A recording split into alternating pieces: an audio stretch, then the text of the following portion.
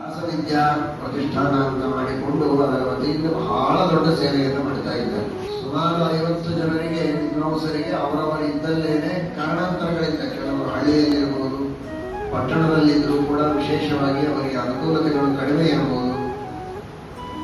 ಪಟ್ಟಣದಲ್ಲಿ ಅನುಕೂಲತೆಗಳು ಬೇಕಾದಷ್ಟಿದ್ರು ಅವರು ಮನೆಗಳಿಗೆ ಊಟಕ್ಕೆ ಹೋಗೋದಿಲ್ಲ, ಬೇರೆ ಕಾರ್ಯಕ್ರಮಗಳಿಗೆ ಪೂರ್ವ ಇತ್ಯಾದಿಗಳನ್ನು ಮಾಡಿಸದೆ ಕೇವಲ ಪಾಠ ಪ್ರವಚನ ಮಾಡುತ್ತಾರೆ, ಲೌಕಿಕ ಯಾವ ಕಾರ್ಯಕ್ಕೂ ಹೋಗೋದಿಲ್ಲ ಅನ್ನುವಂಥವರಿರ್ತಾರೆ. ಅಂಥವರಿಗೆ ಪೋಷಣೆ ಮಾಡದೇ ಇದ್ರೆ ಪಾಠ ಪ್ರವಚನ ಮಾಡಲಿಕ್ಕೆ ಅನುಕೂಲವಷ್ಟೇ ಇಲ್ಲ. ಒಂದು ಸೇವಾ ಮನೋಭಾವನೆಯಿಂದ ಸುಮಾರು 50 ಜನ ವಿದ್ವಾಂಸರ ಪೀಠದ ಬೇರೆ ಬೇರೆ ಮಠದ ಬೇರೆ ಬೇರೆ ಊರುಗಳಲ್ಲಿರುವ ಒಬ್ಬೊಬ್ಬರಿಗೂ 10, 15, 20 ಹೀಗೆ ಬೇರೆ ಬೇರೆ ರೀತಿಯಲ್ಲಿ ಅವರಿಗೆ ಆ ರೀತಿ ಇನ್ನೂ ಅನೇಕ ಕಾರ್ಯಕ್ರಮಗಳನ್ನು ಅಲ್ಲಲ್ಲಿ ಬೇರೆ ಬೇರೆ ಗೋಶಾಲೆಗಳಿಗೆ ಹೀಗೆ ಬೇರೆ ಬೇರೆ ವಿಷಯಗಳಿಗೂ ಅವರು ಸಾಕಷ್ಟು ಸೇವೆಯನ್ನು ಮಾಡ್ತಾ ಇದ್ದಾರೆ.